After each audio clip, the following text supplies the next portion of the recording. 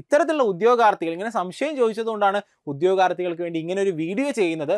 നിങ്ങൾക്കിത് ഗുണമാകുമെന്ന് പ്രതീക്ഷിക്കുന്നു. ഇനി വേറൊരു സ്ട്രാറ്റജിയും കൂടെ ഇതിനൊപ്പം പറഞ്ഞു തരാം. ഹായ് ഓൾ, പുതിയൊരു വീഡിയോയിലേക്ക് എല്ലാവർക്കും സ്വാഗതം. അപ്പോൾ ഉദ്യോഗാർത്ഥികളായിട്ടുള്ള നിങ്ങൾ പലരും കൺഫ്യൂഷനിലായിരിക്കും അല്ലേ? അതായത് ഡിഗ്രി ലെവൽ പ്രിലിംസ് എക്സാം കഴിഞ്ഞു, ഇനി അടുത്ത് LDC വരുന്നുണ്ട്. അപ്പോൾ നിങ്ങൾ ഡിഗ്രി മെയിൻസിന് പ്രിപ്പയർ ചെയ്യണോ അതോ LDCക്ക് പ്രിപ്പയർ ചെയ്യണോ എന്നുള്ള കൺഫ്യൂഷനാണ് പല ആൾക്കാരും.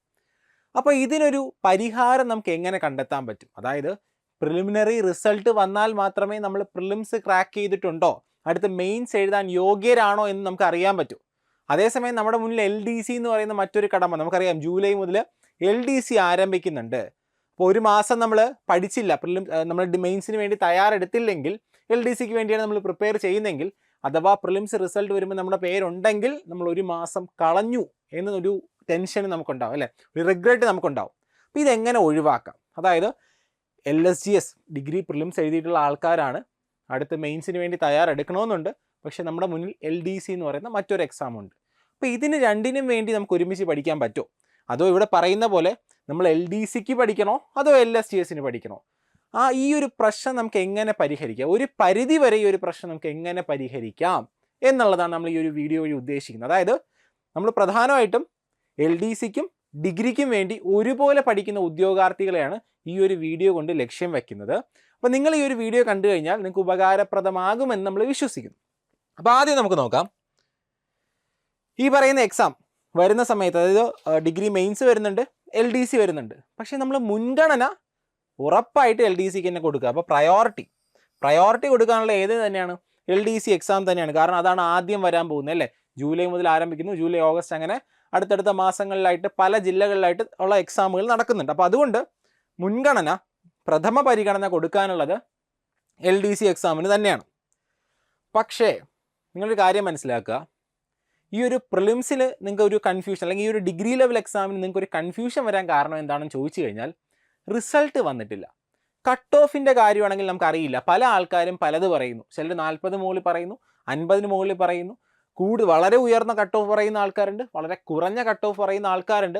അതുകൊണ്ട് തന്നെ നിങ്ങളും മൊത്തത്തിൽ എന്താണ്, എനിക്ക് ഇത്ര മാർക്കേ ഉള്ളൂ, ഞാനിത് പഠിച്ചു കഴിഞ്ഞാൽ, ഞാൻ പഠിക്കുന്ന സമയം അല്ലെങ്കിൽ ഈ പഠിച്ചു കഴിഞ്ഞാൽ ആ സമയം അത്രയും വേസ്റ്റ് ആകത്തില്ലേ, അതിന് പകരം ഞാൻ മുഴുവനായിട്ട് LDയിൽ പഠിച്ചാൽ പോരെ എന്ന് നിങ്ങളുടെ മനസ്സ് ചിന്തിക്കും. അപ്പോൾ മനസ്സ് വേറൊരു രീതിയിലും കൂടെ എന്ത് പറയും, പറ്റില്ല, ചിലപ്പം പ്രിലിംസ് ക്ലിയർ ആയാലോ. അങ്ങനെ വരുന്ന സമയത്ത് നിങ്ങൾ ഓർക്കുക, ജൂലൈ അവസാനത്തോടു കൂടി പ്രിലിംസിൻ്റെ റിസൾട്ട് വരാനുള്ള ഒരു സാധ്യത നമ്മൾ മുന്നിൽ കാണുന്നുണ്ട്. അപ്പം നിങ്ങൾ മനസ്സിലാക്കുക, നിങ്ങളൊരു കൺഫ്യൂഷൻ ജൂലൈ അവസാനത്തോടു കൂടി അവസാനിക്കാനുള്ള സാധ്യതയുണ്ട്. കാരണം ജൂലൈ ലാസ്റ്റ് ആകുമ്പോൾ പ്രിലിംസിൻ്റെ റിസൾട്ട് വരാൻ സാധ്യതയുണ്ട്. കാരണം എന്തുകൊണ്ടാണ്, മെയിൻസിനടുത്ത് തയ്യാറെടുക്കാൻ അത്യാവശ്യം സമയം വേണം. അതുകൊണ്ട് ജൂലൈ ലാസ്റ്റ് ഓഗസ്റ്റ് ഫസ്റ്റിനകത്തൊക്കെ എന്ത് വരും, റിസൾട്ട് വരാൻ സാധ്യതയുണ്ട്. പക്ഷേ എന്നിരുന്നാലും നമ്മുടെ മുന്നിൽ ഒരു മാസമുണ്ട്. ആ ഒരു മാസം വെറുതെ കളയാൻ പറ്റത്തില്ല. LDCക്ക് നിങ്ങൾ പ്രിപ്പയർ ചെയ്യുന്നുണ്ട്, അത് ശരിയാ, പക്ഷേ LSGSൻ്റെ പ്രിപ്പറേഷൻ ഒഴിവാക്കാൻ പറ്റത്തില്ല അല്ലേ. നിങ്ങളിപ്പോൾ പ്രിലിംസ് വരുമ്പോൾ ക്ലിയർ ആയാൽ അത്രയും ഒരു മാസം കളഞ്ഞു എന്നുള്ള റിഗ്രറ്റ് ഉണ്ടാവും. അപ്പോൾ അതുകൊണ്ട് നമ്മൾ ഇന്ന് നോക്കാൻ പോകുന്നൊരു സ്ട്രാറ്റജി, LDCക്ക് പഠിക്കുമ്പോൾ LSGSനും കൂടെ എങ്ങനെ പഠിക്കാം. LDCയും LSGSും എഴുതുന്ന ആൾക്കാരെ സംബന്ധിച്ചിടത്തോളം ഇതിന് രണ്ടിനും വേണ്ടി എങ്ങനെ ഒരുമിച്ച് പഠിക്കാം. എല്ലാ ടോപ്പിക്കുകളും നമുക്ക് കവർ ചെയ്യാൻ പറ്റത്തില്ല.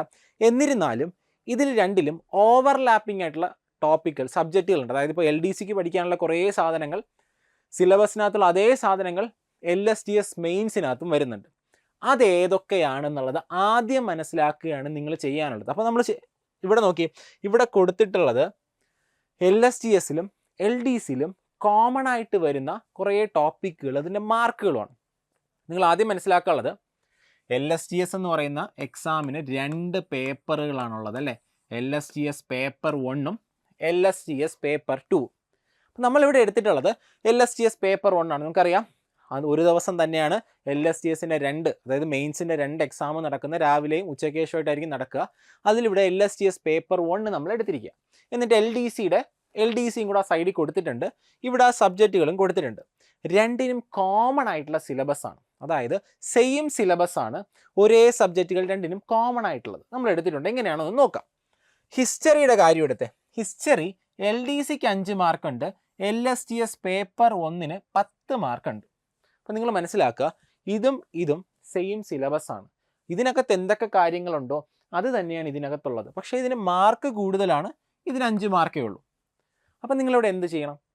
നമുക്കിവിടെ ഡിഗ്രി ലെവലിൽ നിങ്ങൾ പഠിക്കണം. അതായത് കുറച്ച് ഡെപ്തിൽ നിങ്ങൾ പഠിക്കുക. അതായത് ഇപ്പോൾ ഹിസ്റ്ററി പഠിക്കുന്ന സമയത്ത് കുറച്ച് ആഴത്തിൽ പഠിക്കുക. ഡിഗ്രി നിലവാരത്തിലുള്ള ചോദ്യങ്ങൾ വന്നു കഴിഞ്ഞാൽ എങ്ങനെ അറ്റൻഡ് ചെയ്യാൻ പറ്റും ആ രീതിയിൽ പഠിക്കുക. അങ്ങനെ പഠിക്കുമ്പോൾ ഉറപ്പായും നിങ്ങൾക്ക് എന്തും ക്രാക്ക് ചെയ്യാൻ പറ്റും, LDCയും ക്രാക്ക് ചെയ്യാൻ പറ്റും. മനസ്സിലായില്ലേ? 10 മാർക്കിന് വേണ്ടി പഠിക്കുക, അപ്പം നിങ്ങൾക്ക് ഉറപ്പായിട്ടും ഈ ഒരു 5 മാർക്കും കിട്ടും. പറഞ്ഞാൽ മനസ്സിലായോ? കാരണം രണ്ടിനും കോമൺ ആയിട്ടുള്ളതാണ്. അതുപോലെ നോക്കിയേ, ജോഗ്രഫി 10 മാർക്കാണ്, ഇവിടെ 5 മാർക്ക് LDCക്ക്. അപ്പം നിങ്ങൾ എവിടത്തേക്ക് വേണ്ടി പഠിക്കണം? ഡിഗ്രി ലെവലിലത്തേക്ക് വേണ്ടി പഠിക്കുക. 10 മാർക്കിന് വേണ്ടി അതേ നിലവാരത്തിൽ പഠിക്കുക. ഉറപ്പായും നിങ്ങൾക്ക് ഇത് ക്രാക്ക് ചെയ്യാൻ പറ്റും. പറഞ്ഞാൽ മനസ്സിലായോ? അതുപോലെ കോൺസ്റ്റിറ്റ്യൂഷൻ 15 മാർക്കാണ്, ഇവിടെ 5 മാർക്ക്. അപ്പം നിങ്ങൾ എന്ത് ചെയ്യുക? ഡിഗ്രി ലെവലിൽ പഠിക്കുക. അതുപോലെ തന്നെ നമ്മൾ പറയുന്ന life science and public health, ഇവിടെ 10 മാർക്ക്, ഇവിടെ 6 മാർക്ക്. ഫിസിക്സ് 5 മാർക്ക്, ഇവിടെ 3 മാർക്ക്. കെമിസ്ട്രി 5 മാർക്ക്, ഇവിടെ 3 മാർക്ക്. അപ്പം അതുപോലെ മറ്റൊരു പ്രധാനപ്പെട്ടത് കറണ്ട് അഫയേഴ്സ്, ഇവിടെ 20 മാർക്ക്, ഇവിടെ 15 മാർക്ക്. അപ്പം നിങ്ങൾ നോക്കിക്കഴിഞ്ഞാൽ ഇത്രയും കാര്യങ്ങൾ പഠിക്കുമ്പോൾ ഡിഗ്രി നിലവാരത്തിലെ ചോദ്യങ്ങൾ എങ്ങനെയാണ് ചോദിക്കുന്നത് എന്നുള്ളത് നിങ്ങൾക്ക് നല്ലപോലെ അറിയാം. അതേ നിലവാരത്തിൽ നിങ്ങളുടെ പഠനം ഉയർത്തുക. അങ്ങനെ ഉയർത്തുന്ന സമയത്ത് എന്ത് സംഭവിക്കുക? LDCക്ക് ഇതേ സാധനങ്ങൾ വന്നു കഴിയുമ്പോൾ നിങ്ങൾക്ക് എന്ത് ചെയ്യാൻ പറ്റും? സിമ്പിളായിട്ട് ഇതെല്ലാം ക്രാക്ക് ചെയ്യാൻ പറ്റും ഈ നിലവാരത്തിൽ പഠിച്ചാൽ. ഇനി മറ്റു ഗുണം എന്താണ്? നിങ്ങൾ ഡിഗ്രി പ്രിലിംസ് ക്ലിയർ ആകുന്നുണ്ടെന്ന് വിചാരിക്കാം.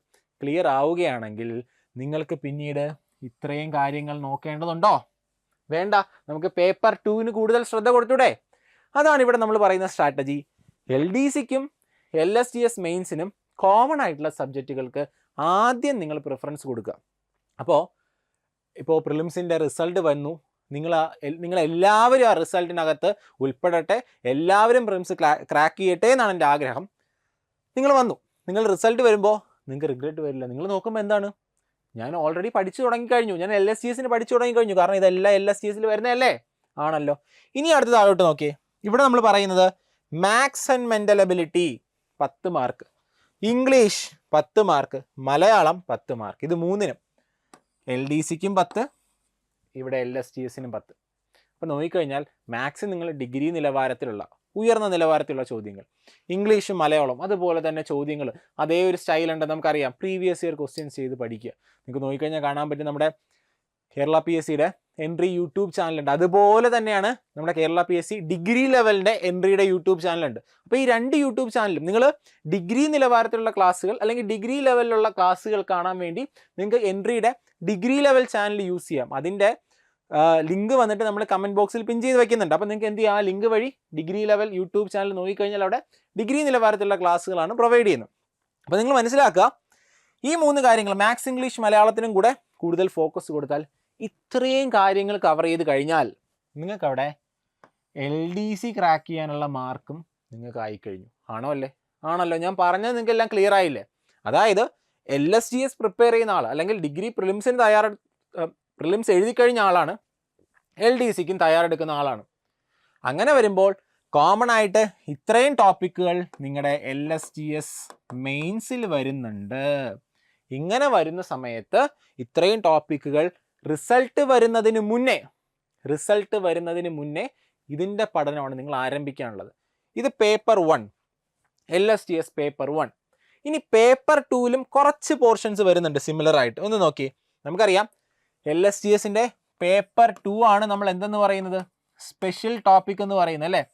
അതുകൊണ്ട് സെപ്പറേറ്റ് 100 മാർക്കിനുള്ള സ്പെഷ്യൽ ടോപ്പിക്. അതിനകത്ത് എക്കണോമിക്സ് നമുക്കറിയാം, LDCക്ക് എക്കണോമിക്സ് വരുന്നുണ്ട്. പക്ഷേ LSTSൻ്റെ സെക്കൻഡ് പേപ്പറിൽ എക്കണോമിക്സിൽ എല്ലാം തന്നെ നമുക്ക് LDCക്ക് ആവശ്യമില്ല. അതിനകത്ത് ആവശ്യമുള്ളത് ന്യൂ എക്കണോമിക് റിഫോംസ്, പ്ലാനിങ്, അതായത് പുത്തൻ സാമ്പത്തിക നയങ്ങൾ, planning, NITI Aayog, 5 year plans തുടങ്ങിയ കാര്യങ്ങൾ നമുക്ക് രണ്ടിനും ഒരുപോലെ ഗുണം ചെയ്യുന്നതാണ്. മനസ്സിലായല്ലോ? ഇനി അതുപോലെ റൂറൽ ഡെവലപ്മെൻറ്റ്, കേരള ഗവേണൻസ്, നമ്മുടെ LDCയുടെ കേരള ഗവേണൻസ്, കേരള ഭരണവും ഭരണ സംവിധാനങ്ങളുമായിട്ട് ബന്ധപ്പെട്ടിട്ട് കുറച്ച് ടോപ്പിക്കുകളുണ്ട്. അപ്പോൾ കുറച്ച് പദ്ധതികൾ, അത്തരത്തിലുള്ള കാര്യങ്ങളെല്ലാം തന്നെ റൂറൽ ഡെവലപ്മെൻറ്റ് LSTS പേപ്പർ 2-ൻ്റെ റൂറൽ ഡെവലപ്മെൻറ്റിനകത്ത് വരുന്നുണ്ട്. നിങ്ങൾ അത് പഠിച്ചാൽ ഇതിനകത്തുള്ള കുറച്ച് മാർക്കുകൾ നമുക്കവിടെ സ്കോർ ചെയ്യാൻ പറ്റും. അതുപോലെ ഡീസെൻട്രലൈസ്ഡ് പ്ലാനിങ് എന്ന് പറയുന്ന ഒരു ടോപ്പിക് LSTSനകത്ത് വരുന്നുണ്ട്. LDCക്ക് ആണെങ്കിലോ ഇപ്പോൾ പ്ലാനിങ്, കേരളത്തിൻ്റെ പ്ലാനിങ്, അത് ഈ ഗവേണൻസിനകത്താണ് വരുന്നത്. പ്ലാനിങ്, അതുപോലെ കേരള സ്റ്റേറ്റ് പ്ലാനിങ് ബോർഡ് തുടങ്ങിയ കാര്യങ്ങളെല്ലാം ഇവിടെയും വരുന്നുണ്ട്. അപ്പോൾ പേപ്പർ 2ൻ്റെ സെലക്റ്റഡ് ആയിട്ടുള്ള കുറച്ച് ടോപ്പിക്കുകളും നമുക്കിവിടെ പഠിച്ചു കഴിഞ്ഞാൽ അതും LDCക്ക് ഗുണം ചെയ്യും. പറഞ്ഞ മനസ്സിലായല്ലോ. അപ്പോൾ നിങ്ങൾ ചെയ്യാനുള്ളത് ഒരു ഡിഗ്രിയുടെ റിസൾട്ട് എന്നോ വരട്ടെ. ഡിഗ്രി പ്രിലിംസിൻ്റെ റിസൾട്ട് ജൂലൈ ലാസ്റ്റോട് കൂടി നമ്മൾ പ്രതീക്ഷിക്കുന്നു. അതെന്നോ ആയിക്കോട്ടെ, നമുക്കറിയില്ല, അതെല്ലാം PSCയുടെ കയ്യിലാണ്.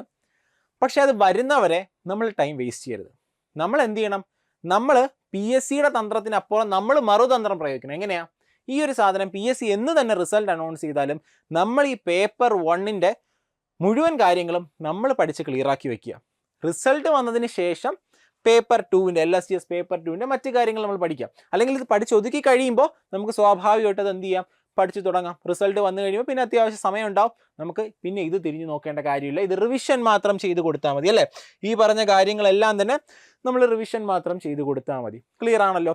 അപ്പോൾ LDC എഴുതുന്ന ആളാണ്, പ്രിലിംസ് എഴുതിയിട്ടുണ്ട്, പക്ഷേ ഭയങ്കര പേടി. എന്താ? ഞാൻ LDC പഠിച്ചുകൊണ്ടിരിക്കുകയാണ്, പ്രിലിംസ് വന്ന് ഞാൻ ക്ലിയർ ആയാൽ എനിക്ക് ഇനി പഠിക്കാൻ സമയം കിട്ടുമോ? ഒരു പേടിയുള്ള ആൾക്കാരാണ് കൂടുതൽ ആൾക്കാർ നമ്മൾ സംസാരിക്കും. പറയുന്നത് വെച്ചാൽ ഞാൻ ഇതിന് പഠിക്കണോ അതോ മെയിൻസിന് പഠിക്കണോ എന്നുള്ളതാണ്. അപ്പോൾ ഇത്തരത്തിലുള്ള ഉദ്യോഗാർത്ഥികൾ ഇങ്ങനെ സംശയം ചോദിച്ചതുകൊണ്ടാണ് ഉദ്യോഗാർത്ഥികൾക്ക് വേണ്ടി ഇങ്ങനെ ഒരു വീഡിയോ ചെയ്യുന്നത്. നിങ്ങൾക്കിത് ഗുണമാകുമെന്ന് പ്രതീക്ഷിക്കുന്നു. ഇനി വേറൊരു സ്ട്രാറ്റജിയും കൂടെ ഇതിനൊപ്പം പറഞ്ഞു തരാം. ഒന്ന് നോക്കുക, നിങ്ങൾ ഈ ഒരു പഠന സമയത്ത്, അതായത് രണ്ടിനും കോമൺ ആയിട്ടുള്ള കാര്യങ്ങളുണ്ടെന്ന് പറഞ്ഞല്ലോ, അങ്ങനെ പഠിക്കുന്ന സമയത്ത് നിങ്ങൾ ഒരു കാര്യവും കൂടെ ശ്രദ്ധിക്കുക. പ്രീവിയസ് ഇയർ ക്വസ്റ്റ്യൻസിനെ ഒന്ന് ആശ്രയിക്കാൻ ശ്രമിക്കുക. അതായത് ഡിഗ്രി നിലവാരത്തിലെ പ്രീവിയസ് ഇയർ ക്വസ്റ്റ്യൻസ്, നമ്മൾ പറഞ്ഞ ടോപ്പിക്കുകളിൽ നിന്ന് ഡിഗ്രി നിലവാരത്തിലുള്ള പ്രീവിയസ് ഇയർ ക്വസ്റ്റ്യൻസ് കൂടുതലായിട്ട് ചെയ്യാൻ വേണ്ടി ശ്രമിക്കുക. അതുപോലെ LDCയുടെ ക്വസ്റ്റ്യൻസ്, അതായത് പ്രീവിയസ് ഇയർ ക്വസ്റ്റ്യൻസ് ഒന്ന് ചെയ്തു നോക്കാം. അങ്ങനെ ചെയ്യുന്ന സമയത്ത് കൂടുതൽ ക്വസ്റ്റ്യൻസ് നമുക്ക് കിട്ടും. നമ്മുടെ റിവിഷൻ ഒന്ന് വേഗത്തിലാക്കാൻ വേണ്ടിയാണ് ഡിഗ്രി നിലവാരത്തിലെ ചോദ്യങ്ങൾ ചെയ്യാൻ ശ്രമിക്കുക. കറണ്ട് അഫയേഴ്സിന് പ്രാധാന്യം കൊടുക്കുക. നമ്മൾ കണ്ടു 20 മാർക്ക് 15 മാർക്ക് അല്ലേ, 20 മാർക്ക് LDCക്ക്, അതുപോലെ 15 മാർക്ക് LSTSന്. അപ്പോൾ അങ്ങനെ വരുന്ന സമയത്ത് രണ്ടിനും തന്നെ കറണ്ട് അഫയേഴ്സ് ഭയങ്കര ഇമ്പോർട്ടൻ്റ് ആണെന്ന് ഇതിൽ നിന്ന് മനസ്സിലായല്ലോ. അപ്പോൾ കറണ്ട് അഫയേഴ്സ് ഒരിക്കലും എന്ത് ചെയ്യരുത്? ഒഴിവാക്കരുത്. നിങ്ങൾക്ക് യൂട്യൂബ് ചാനലിലും അതുപോലെ ആപ്പിനകത്തൊക്കെ കറണ്ട് അഫയേഴ്സ് ഉണ്ട്. നിങ്ങൾക്ക് ഫ്രീ ആയിട്ട് കറണ്ട് അഫയേഴ്സ് ആപ്പിനകത്തും അതുപോലെ യൂട്യൂബിലും കിട്ടുന്നുണ്ട്. വീക്ക്ലി ഉണ്ട്, ഡെയിലി ഉണ്ട്, ആപ്പിനകത്തുണ്ട്, യൂട്യൂബ് അതുപോലെ എല്ലായിടത്തും നിങ്ങൾക്ക് കിട്ടുന്നുണ്ട്. അപ്പോൾ നിങ്ങളത് യൂസ് ചെയ്താൽ മതി. അത് മാത്രമേ ഇതിനകത്തുള്ളൂ.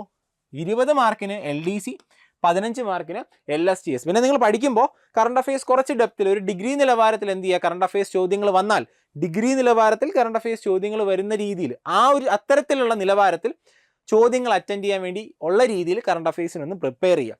കാരണം നമ്മളെ പഠനം LSTS പ്ലസ് LDC ആണ്. അതുപോലെ മാത്സ്, ഇംഗ്ലീഷ്, മലയാളം, ഈ 3 സാധനങ്ങളും വിട്ടുകളയരുത്. ഈ 3 സാധനങ്ങളും കൂടെ എന്ത് ചെയ്യുക? നിങ്ങൾ സെറ്റാക്കി വെക്കുക. അപ്പം പറഞ്ഞാൽ മനസ്സിലായല്ലോ. ഇത്രയും കാര്യങ്ങൾ ഈ ഒരു വീഡിയോ ചെയ്യാൻ കാരണം തന്നെ ഉദ്യോഗാർത്ഥികൾക്കിടയിൽ ഒരു ടെൻഷൻ, ഒരു കൺഫ്യൂഷൻ ഉള്ളത് കൊണ്ടാണ്. അപ്പം നിങ്ങളുടെ പഠനം ഒരിക്കലും LDCക്കോ അല്ലെങ്കിൽ LSTSന് മാത്രമോ, ഞാൻ LDC എഴുതാൻ ഉദ്ദേശിക്കുന്നു പക്ഷേ LSTS പ്രിലിംസ് ക്രാക്ക് ആവും ഞാൻ വിശ്വസിക്കുന്നു, അതുകൊണ്ട് LSTSന് വേണ്ടി മാത്രം പഠിക്കുക അല്ല. നമ്മുടെ പഠനം LSTS പ്ലസ് LDC. അങ്ങനെ വരുന്ന സമയത്ത് ഇപ്പോൾ സപ്പോസ് ഞാനൊരു ചെറിയൊരു വിദൂരമായിട്ടുള്ള ഒരു സാധ്യത പറയുന്നു. സപ്പോസ് ആരെങ്കിലും പ്രിലിംസ് ക്ലിയർ ആകുന്നില്ല എന്ന് വിചാരിക്കുക. അങ്ങനെയാണെങ്കിൽ നിങ്ങൾ വിചാരിക്കുക ഈ പഠിച്ചതൊക്കെ വേസ്റ്റ് ആയി പോവോ? ഇല്ല, ഒരിക്കലും വേസ്റ്റ് ആവത്തില്ല. കാരണം ഉടനെ തന്നെ സെക്രട്ടേറിയറ്റ് അസിസ്റ്റന്റ് എക്സാമിൻ്റെ നോട്ടിഫിക്കേഷൻ ഉണ്ടാകും. അപ്പോൾ സെക്രട്ടേറിയറ്റ് അസിസ്റ്റന്റ് എക്സാമിന് വേണ്ടി ഇതേ സാധനങ്ങൾ തന്നെ നിങ്ങൾക്ക് എന്ത് ചെയ്യാം?